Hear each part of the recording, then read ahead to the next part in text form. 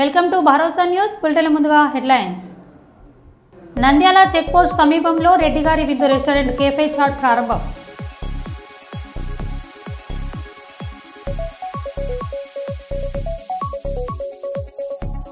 Red book రాజ్యాంగానికి ఇది పరాకాష్ట. మాజీ సీఎం జగన్ ను రాజకీయంగా దెబ్బతీసేందుకు కుట్రలు. Mantralayam MLA Y Balanagi Reddy.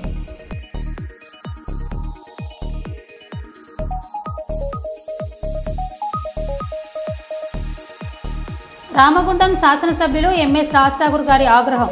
HAR tollgate నిర్వహణపై తీవ్ర విమర్శలు.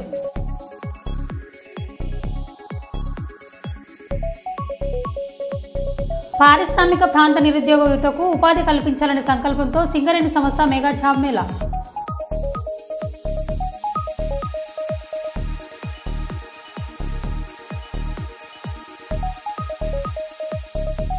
ప్రధానమంత్రి నరేంద్ర మోడీ నేతృత్వంలో దేశం ఎంతో అభివృద్ధి పథకంలో ముందుకు నడుస్తోంది. వరంగల్ జిల్లా అధ్యక్షులు గంట రవికుమార్.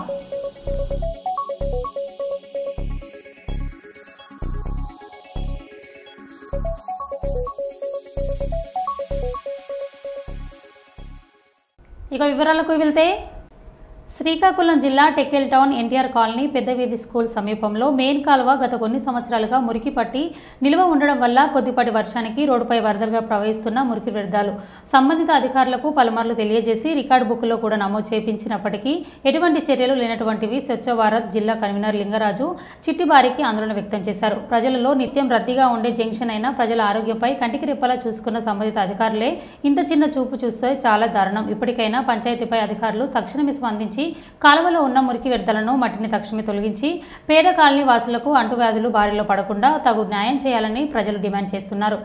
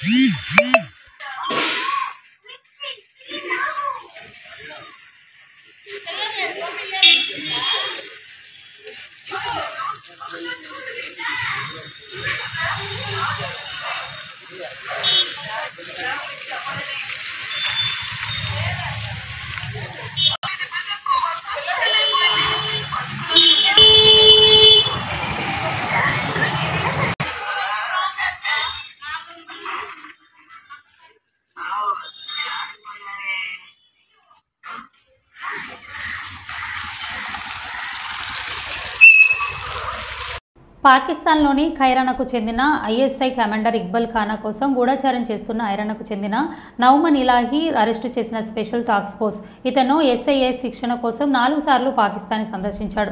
హర్యానాలో వీధి విక్రేతంగా నటించాడు మరియు ఇతని వద్ద ఏకంగా 8 పాస్పోర్ట్లు ఉన్నాయి. ఇతను భారతీయ రైల్వేలు ఇతర కీలక సంస్థల గురించి సున్నితమైన సమాచారాన్ని పాకిస్తాన్కు లీక్ చేశాడు. హర్యానాకు చెందిన దాదాపు 150 మందిలో ఇతను ఒక పెద్ద నెట్వర్క్ని ఏర్పాటు చేసినట్టు తెలుస్తోంది. పూర్తి వివరాలు తెలియాల్సి ఉంది.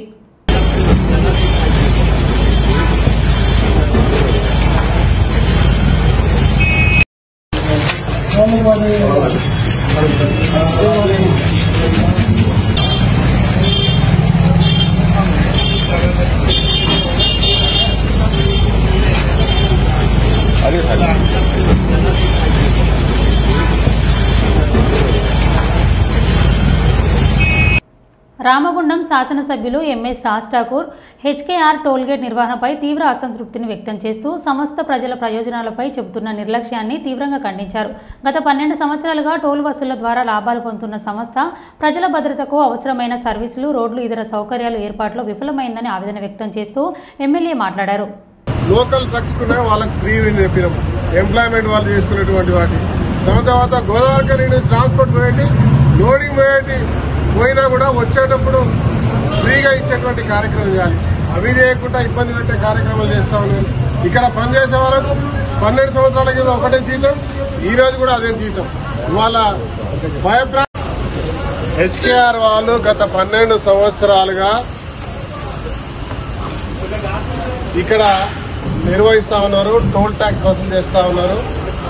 సర్వీస్ రోడ్లు ఇప్పటివరకు కట్టలేదు. అనేక మంది, వందల మంది ప్రాణాలు వదిలిపెట్టారు. ఓఎండం చేయాలి వీళ్ళు. రోడ్ల మధ్య సెంట్రల్ లైటింగ్ చేయాలి ఇక్కడ నుంచి అక్కడి వరకు. అది వేయకుండా గ్రీనరీ మెయింటైన్ చేయాలి, శానిటేషన్ చేయాలి, రెస్ట్ రూమ్స్ పెట్టాలి, అంబులెన్స్ పెట్టాలి, యాక్సిడెంట్ అని తీసుకుంటే వ్యాన్ ప్రోటోకాల్ పెట్రోలింగ్ వ్యాన్ పెట్టాలి, ఒక క్రేన్ పెట్టాలి. దాంతో పాటు నిరంతరం పర్యవేక్షణ చేయాలి. రోడ్లు ఎక్కడ చిన్న డ్యామ్ అయినా చేసుకుంటూ పోవాలి. ఇవేమి చేయకపోగా పైకెళ్ళి 10 సార్లు చేస్తా ఉంటే 33 సంవత్సరాలు 40 సంవత్సరాలు చేసుకున్నారు. సంతోషం. 50 సంవత్సరాలు చేసుకున్నారు. కానీ ఇవాళ చేయకపోగా దీనిలో పైకెళ్ళి దీని మీద ఎప్పుడు కూడా దాటేస్తూ లాస్ ఉన్నా అంటున్నారు. సిద్దిపేట నుంచి అడిదారకు ఏ రకంగా పోయడం జరుగుతూ ఉంది. ఎంత మంచి గ్రీనరీ మెయింటైన్ చేస్తూ ఉన్నారు. సర్వీస్ రోడ్లు ఏ రకంగా వేసారు. అక్కడికి ఇక్కడికి తేడా ఉంది. అడిగే నాదుడు లేడా, అడిగే పట్టించుకునే వాళ్ళు లేరని ఒక నిర్భయమైనటువంటి ఒక నమ్మకం. దేశంలో బీజేపీ ప్రభుత్వం అధికారం చేపట్టినప్పటి నుండి ప్రధానమంత్రి నరేంద్ర మోడీ నేతృత్వంలో దేశం ఎంతో అభివృద్ధి పథకంలో ముందుకు నడుస్తోందని వరంగల్ జిల్లా అధ్యక్షులు గంట రవికుమార్ అన్నారు. కేంద్ర ప్రభుత్వం అమృత్ భారత్ స్టేషన్ పథకం కింద వరంగల్ రైల్వే స్టేషన్కు 25 కోట్ల నిధులిచ్చే అభివృద్ధి పనులను ప్రారంభించడానికి సిద్ధమవుతున్న తరుణంలో వరంగల్ రైల్వే స్టేషన్ను వరంగల్ జిల్లా బీజేపీ నాయకులు సందర్శించారు. ఈ సందర్భంగా జిల్లా అధ్యక్షులు గంట రవికుమార్ మాట్లాడారు.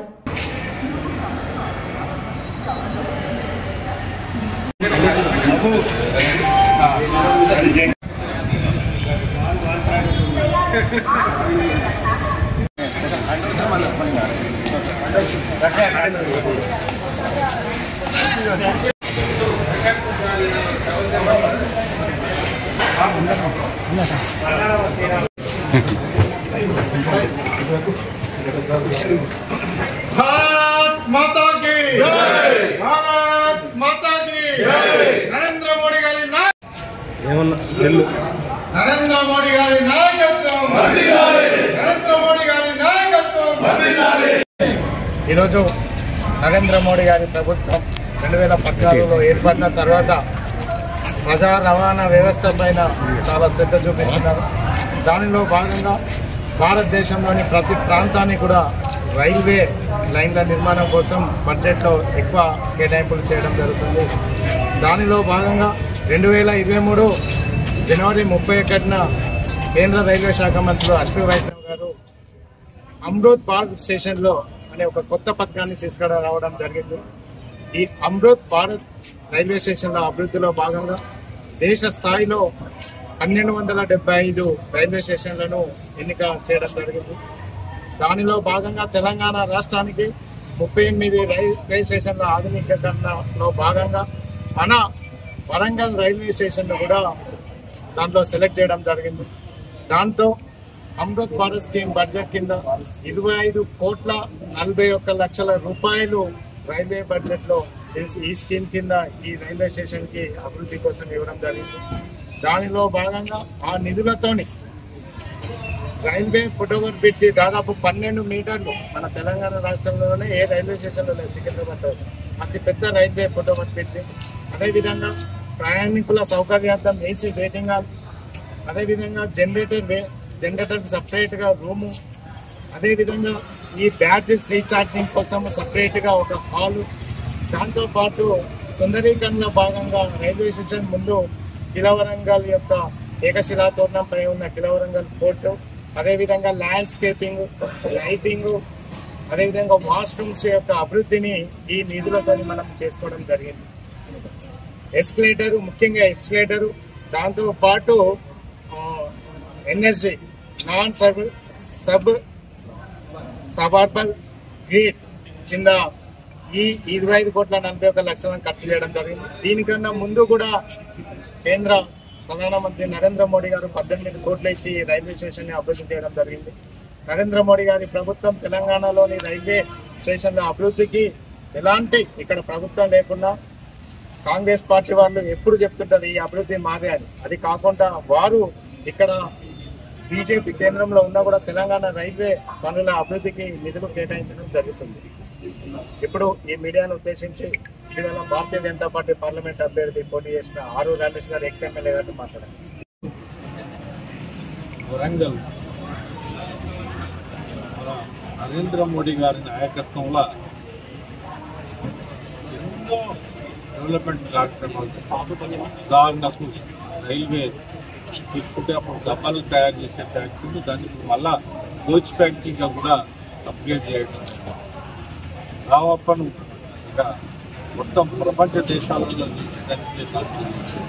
అంటే గిరిజనీయులు ఈ వరంగల్కు స్మాల్ సిటీ నిధులు ఇచ్చేట్టు రైల్వే స్టేషన్ కూడా సుమారుగా ఇప్పుడు 25 కోట్లు, అంతకుముందు 18 కోట్లు, ఇట్లా అంటే ఒక మహల్ లోపలికి పోతే ఒక మహల్లో తిరిగిన వాతావరణం అవపడే విధంగా దీన్ని తీర్చిదిద్ది ఆయన వరంగల్లా ఒక్క చట్టసభలలో కూడా ప్రజాప్రతినిధి భారతీయ జనతా పార్టీ లేకున్నా ఇక్కడ విపక్ష వహించకుండా ఈ ప్రాంత కూడా అన్ని ప్రాంతాలతో సమానంగా ఉండాలి, ఇంకా ఇది వెనుకబడ్డ ప్రాంతం అని ఎక్కువ దృష్టితోని దీన్ని నిధులిచ్చినందుకు వరంగల్ ప్రజల తరఫున నేను ధన్యవాదాలు తెలుపుతున్నా. ఎందుకంటే ఈ వరంగల్ నగరానికి అధికారంలో ఉన్న బీఆర్ఎస్ కానీ కాంగ్రెస్ కానీ ఇప్పుడు కాంగ్రెస్ కానీ చెయ్యనంత అభివృద్ధి భారతీయ జనతా పార్టీతోని చేస్తున్నందుకు మేము భారతీయ జనతా పార్టీలో ఉండి గర్వంగా ఫీల్ అవుతున్నాం. ఈ 22వ తారీఖు నాడు నరేంద్ర మోడీ గారు దీన్ని వర్చువల్గా ఓపెన్ చేస్తారు కనుక ఈ వారికి మనం అందరం ఇక్కడికి వరంగల్ ప్రజలందరం ఇక్కడికి వచ్చి వారికి జయ స్వాగతం పలుకుతూ ఇది ఒక మంచి కార్యక్రమాన్ని దిగ్విజయం చేయాలని మనస్ఫూర్తిగా కోరుకుంటూ నాకు ఈ అవకాశం ఇచ్చి భారతీయ జనతా పార్టీ ధన్యవాదాలు. కాళేశ్వరం వద్ద బ్రహ్మకుమారులను సనాతన ధర్మంపై వారికి పలు సూచనలు చేస్తూ హిందూ ధర్మానికి భంగం వాటిల్లకుండా చూడమని బ్రహ్మకుమారులను స్వామీజీలు కోరారు. సనాతన ధర్మానికి మీరు కట్టుబడి పనిచేయడం లేదు అనేదే స్వామీజీల వాదన. దీన్ని ఒప్పుకో, మీరు ఇమీడియట్ తీసేయాలి, ఇమీడియట్ గా తీసేయాల్సింది. ఈ తెల్లబట్టలు ఎవరు ధరిస్తారు? తెల్లబట్టలు ఎవరు ధరిస్తారు? వాళ్ళు ఇంక మొహాన్ని బొట్టన పెట్టినారు. మన దాదీలు కొంతమంది అది కూడా పెట్టుకోవట్లేదు, అదే స్టిక్కర్ పెట్టుకున్నారు. అదన్నా అందుకని సనాతన భారత హైందవ ధర్మం ఏం చెప్పిందో అది పాటించే ఋషిష్యులు అందరం. కాబట్టి మీరు ఇప్పుడు భగవంతుడు పుట్టాడు, ఇలా వచ్చాడు, 5000 సంవత్సరాల తర్వాత ఇదంతా సృష్టి అంతా ఉండదు, ఈ పిచ్చి మాటలు మాట్లాడే వ్యవహారం ఉంటే కుదరదు. కాబట్టి మీరు చక్కగా తీసేసుకోవడం మంచిది. శివలింగం పెట్టారు, స్వామిని పక్క పెట్టుకోండి, డబ్బులు వసూలు చేసుకుంటే చేసుకోండి, మాకు అభ్యంతరం లేదు, ఎంత డబ్బు కన్నా వసూలు చేసుకోండి. కానీ ఇక్కడ పిచ్చి స్టోరీలు చెప్పి పిచ్చి వ్యవహారం నడిపితే మాత్రం ఖచ్చితంగా ఒప్పుకోమమ్మా. అంటే కాదమ్మా, మీకు తెలుసు సమాజంలో ఎంత వ్యతిరేకత వస్తుందో మీ సంస్థ కూడా తెలుసు. మరి ఏం చేద్దామని ఏంటి పెడతారు? డబ్బులు ఎక్కువ ప్రజలకు వచ్చుగా, యాచకులు బోళ్ళు మంది ఉన్నారు, ఇబ్బందులతో పడి ఉన్నారు. మేమే చేయలేంత ఆర్పాటు, ఇంతమంది స్వాములు వచ్చి ఈ ఆర్పాటాలు ఏంటి, ఇవన్నీ ఏంటి, ఎంత ఖర్చు దీనికి, ఎక్కడి నుంచి వస్తాయి డబ్బులు మీకు? ప్రజల నుంచి ఇస్తారు, దేనికి ఇస్తారు? ఈ ఆర్పాటాల కోసం, సమాజం కోసం పనిచేయమని చెప్పారా? చెప్పండి అమ్మా. ఇప్పుడు మెయిన్ నేను డాక్టర్ నండి. ఓకే, చేశానంటే positive health exhibition, drug addiction, Nasha Mukti Abhiyan. అంటే అందరూ కూడా శివుని ముందు ప్రతిజ్ఞ చేయడం ఇప్పటి నుంచి మేము అంటే దుర్వ్యసనాల నుండి, దుష్ప్రభావాల నుండి దూరంగా ఉంటాం. పుష్కర స్నానం చేశారమ్మా? చేశాను. మీరు మాత్రం దయచేసి మేము వాళ్ళు ఇక్కడ ఉంటారు, ఏ మాత్రం గనక దేవుడి గురించి చెప్పుకోండి, శివుడి గురించి చెప్పుకోండి, నారాయణ గురించి చెప్పుకోండి, ఋషి సాంప్రదాయం చెప్పుకోండి. కానీ మీ యొక్క దాడ్యం తీసుకొచ్చి ప్రజల మీద రుద్దితే మాత్రం ఇది కొత్త క్రిస్టియన్ మతంలో కొత్త మతంలో తయారైంది. మీది ఇది క్రిస్టియన్ మతంలో కొత్త మతంలో తయారైంది, కరెక్ట్ కాదు కదా. మీరు ఇది చేస్తారు, కన్ఫ్యూజ్ చేస్తున్నారు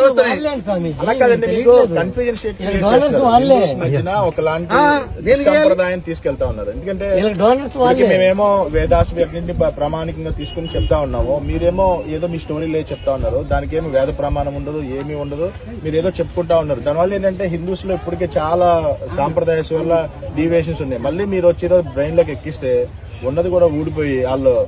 మేము గ్రామాల్లోకి వెళ్తున్నాం, పట్టణాలకు వెళ్తున్నాం, ప్రజల్లోకి వెళ్తున్నాం, లక్షల మంది కలుస్తున్నాం. అసలు హిందూ ధర్మం నుంచి పక్కదారి పడుతున్న వ్యవస్థను తిరిగి పునరాగమనం ద్వారా మేము కష్టపడి తీసుకొస్తుంటే మీరు వాళ్ళలో దూరి అయోమయం గురి చేసి ఎటెల్లాలో తెలియకుండా నారాయణ ఫోటో పెడతారు, శివుడు పెడతారు, కానీ చెప్పేదంతా మీ గొందరగోళం విషయం చెప్తారు మీరు. అది ఎలా కుదురుతుంది? కన్ఫ్యూజన్. మేము మాట్లాడాము, మేము క్వాలిఫైడ్స్ అందరూ కూర్చొని మేము మాట్లాడాము. నన్ను పిలిస్తే నేను రాలేదు నన్ను పిలిస్తే ప్లేట్ టికెట్ పంపించాను, చించి అవతల పారేసి నేను రాలేదండి అక్కడ కార్యక్రమానికి. కొంతమంది వచ్చారు. మాస్టర్స్ చదువుకున్నాం, మీరు చాలా కన్ఫ్యూజన్ స్టేట్ లో తీసుకెళ్తున్నారు. ఎందుకంటే పబ్లిక్ ని, భక్తుల్ని అప్పటికే చాలా కన్ఫ్యూజన్స్ ఉన్నాయి. మళ్ళీ మీరు కొత్త కన్ఫ్యూజన్ తీసుకెళ్లి వాళ్ళని అసలుకి ఏమి బాబు వద్దురా బాబు మేము అంటున్న పరిస్థితి తీసుకొస్తుంది. అందుకని మీ ఫిలాసఫీ ఏం చెప్పకుండా దయచేసి ఇట్లాంటి విగ్రహారాధన నేర్పించి వాళ్ళకి ఫిజికల్ ప్రాక్టీస్ నేర్పించండి. మీరు డాక్టర్ కదమ్మా, మీరు ఏది కావాలంటే చేసుకోండి, కానీ మీ యొక్క సిస్టమ్ మాత్రం ఇక్కడ ప్రవేశపెట్టబాకండి. రేపు కలియుగాంతం ఇలా అయిపోతుంది, ఎందుకు అవుతుందండి? పని లేదా, పని పాడలేదా? ప్రతి దేవుళ్ళు, ప్రతి వ్యక్తిలో జీవుడిలో పరమాత్మ అనుకున్నాం కదా, ఉన్నారు కదా. కలియుగాంతం ఎందుకు అవుతుంది? మీరు ఎలా నిర్ణయిస్తారు? మీకు హక్కు ఉంది నిర్ణయించడానికి. అంటే మనకన్నా ముందు పుట్టిన వాళ్ళని రద్దుపరచాలి, మీ మాట వినాలా? మీ మాట ఎందుకు వినాలమ్మా చెప్పండి? మీ పిల్లకి మీ ఇష్టం పెంచుకుంటారు. డాక్టర్ చదువుకుని మీ డాక్టర్ చదివారు, మీ ఇష్టమైందా? ఇంట్లో వాళ్ళు ఇష్టమైందా? మీ పక్కింటి వాళ్ళు ఇష్టమైందా? మీ ఇష్టం లేదా మీ తల్లిదండ్రులు ఇష్టం, మీ పక్కింటి వాళ్ళు ఇష్టం కాదు కదా, అది మీ ఇష్టం. మేము గౌరవించుకుంటాం మీ డాక్టర్ గాని. అలాగే ఎప్పటి నుంచో విధానం తీసుకొచ్చి పక్క విధానం వచ్చి పక్కింట్లోకి తయారయ్యారు మీరు. మీ విషయం చెప్తే ఎలా ఒప్పుకోమంటారు? అంటే దేనైనా ఒక ప్రమాణం ఉండాలి అంటున్నాం. ఇప్పుడు మేము ఏం స్వామీజీ ఏదైనా మాట్లాడాలనుకోండి ఒక ప్రమాణం ఉంటుంది, వేద ప్రమాణం ఉంటుంది. ఇప్పుడు మేము ఏదైనా మాట్లాడాలనుకోండి ఒక ప్రమాణం ఉంటుంది. శ్రీమద్ భాగవతాన్ని ఆధారితంగా తీసుకుని మేము మాట్లాడతాం. కలియుగం ఇన్ని సంవత్సరాలు ఉన్నాయి, 4,32,000 సంవత్సరాలు ఉన్నాయి, త్రేతాయుగం ఇన్ని సంవత్సరాలు ఉన్నాయి. మీకు వేద ప్రమాణం ఉంటుంది, భాగవత్ ప్రమాణంగా మేము మాట్లాడతాం. మీరు ఏ ప్రమాణం తీసుకుని ఫిలాసఫీ ఇస్తున్నారు, పబ్లిక్ ఇండెక్ట్ చేస్తున్నారు అనేటువంటి విషయాన్ని మీరు అర్థం చేసుకోండి. మిమ్మల్ని ఏదో బాధించాలని, కష్టపెట్టాలని మా ఉద్దేశాలు కావు. అలా కాదండి, మీకు ఖచ్చితంగా బాధించడానికి వచ్చా. నేనైతే అయిపోయింది సార్, దండం లేకపోతే కుదరదండి, దండం లేకపోతే కుదరదు, చెప్పి చూసాం. దండనే అయిపోయింది, బాధించడం కాదు. స్వామి మాతాజీ, వ్యక్తిగతంగా మీ పట్ల మాకేం ద్వేషం లేదు, కానీ సాంప్రదాయపరంగా మీరు మాకేమి హాని ఉండదు, మీకు మేము హాని చేయం. కానీ సాంప్రదాయపరంగా ఖండించాల్సినటువంటి బాధ్యత స్వామీజీల పైన ఉంటుంది. అందువల్ల దయచేసి బోర్డు మాత్రం తీసేయనమ్మా. నారాయణ ఉన్నారు ఉంచుకోండి, శివుడు ఉన్నారు ఉంచుకోండి. మీరు మాత్రం బోర్డు మాత్రం పిచ్చి బోర్డు మాత్రం గమనించాలా ఉండమ్మా. ఎందుకు పెడుతున్నారంటే అట్రాక్ట్ చేయడానికి అంటారా? చిన్నమాట హైందవ సంప్రదాయం దేవదేవతలను ఎందుకు పెడుతున్నారంటే క్రైస్తవులు పెడితే క్రైస్తవులే వస్తారు, వాళ్ళని మోటివేట్ చేసి మార్చేది ఏం లేదు, ఆల్రెడీ మారి ఉన్నారు వాళ్ళు. ఈ పెడితే మనలాంటి వాళ్ళు వస్తారు. మన వాళ్ళని మార్చడానికి ఇది ఒక తంతు వీళ్ళు వేసిన వేసినటువంటి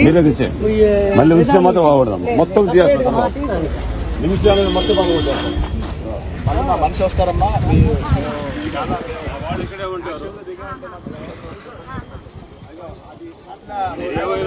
ఎక్స్ప్లెయిన్ చేయండి నాకు, మీరు ఆ సిస్టమ్ ఎక్స్ప్లెయిన్ చేయండి నాకు.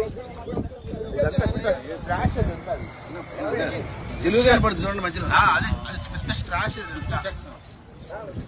ఇవన్నీ తీయాలమ్మా, ఈ కన్ఫ్యూజన్స్ అన్ని తీయాలి. నారాయణ కింద ఉన్నారు, ఆయన పైన ఉన్నారు. ఎందుకమ్మా అమ్మా ఇదేంటిది దరిద్రం? ఏంటమ్మా అమ్మా ఈ దరిద్రం ఏంటమ్మా? పుష్కరాల్లో ఏంటిది ఈ దరిద్రం ఏంటమ్మా? ఏరామి ఏమ్మా ఏంటి? సరమ సమానం అయితే మీ ఆస్తి ఉంటే నాకు ఇచ్చేయండి, కొంచెం అంతా ఒకటే కదా. మీ ఆస్తులు ఉంటే మాకు ఇచ్చేయండి, దరిద్రం ఏంటి? ఏంటి అసలు ఇక్కడ జరుగుతుంది ఏంటి? లేదమ్మా చించేసామా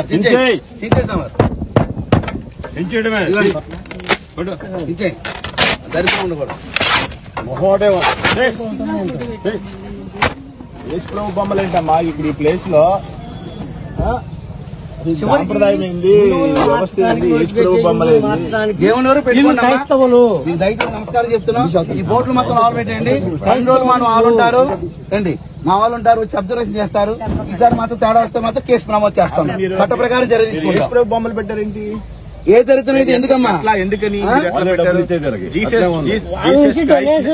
క్రైస్ట్ ఫోటో ఎందుకు పెట్టారు మీరు దాంట్లో? చెన్నూరు ఎమ్మెల్యే క్యాంపు కార్యాలయంలో కాంగ్రెస్ పార్టీ సంస్థాగత ఎన్నికల సమావేశంలో కాంగ్రెస్ నాయకుల మధ్య స్వల్ప సంఘర్షణ చోటు చేసుకుంది.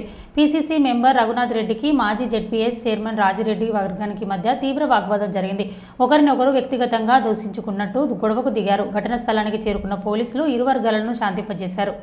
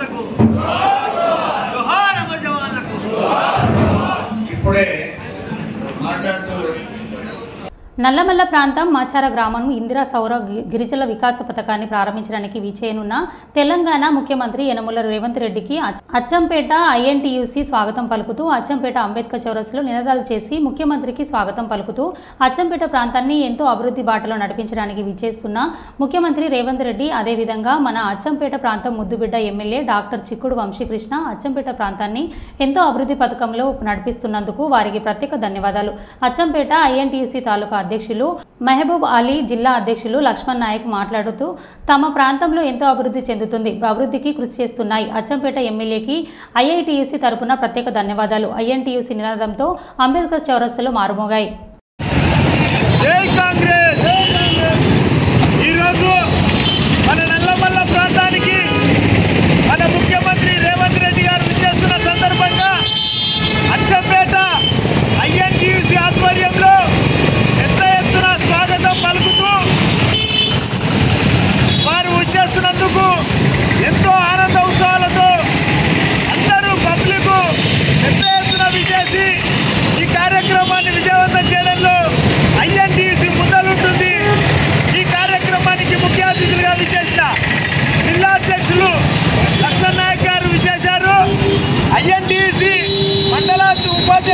మౌలానా గారు, రఘు గారు, అదేవిధంగా వెంకటేష్ గారు, శ్రీరామ్ నాయక్ గారు పెద్ద ఎత్తున విచ్చేసి ఆచారంలో జరిగే సభను విజయవంతం చేయడానికి ఐఎన్టీయూసీ ముందర ఉంటుంది. ఖచ్చితంగా డాక్టర్ వంశకృష్ణ సార్ గారి ఆదేశాల మేరకు పెద్ద ఎత్తున తరలి వెళ్ళడానికి సిద్ధమవుతున్నాం. జై కాంగ్రెస్, ఐఎన్టీయూసీ, డాక్టర్ వంశకృష్ణ గారి నాయకత్వం, డాక్టర్ వంశకృష్ణ గారి నాయకత్వం, సంజీవరెడ్డి గారి నాయకత్వం, సంజీవరెడ్డి గారి నాయకత్వం. జై కాంగ్రెస్, ఐఎన్టీయూసీ, ఐఎన్టీయూసీ, జై కాంగ్రెస్. మరో బుట్టెల్లో మళ్ళీ కలుద్దాం. Stay tune.